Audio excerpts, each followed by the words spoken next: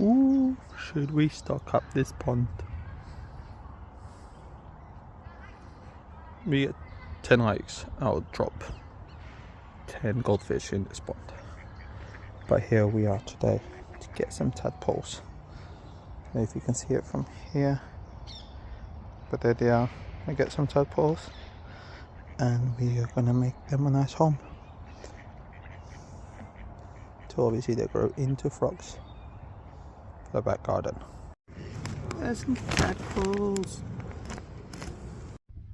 And we've caught a few into the temporary home.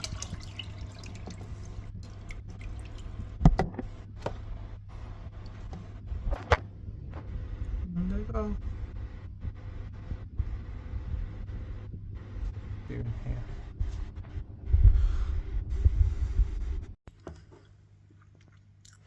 It's a very nice day and they're doing amazing.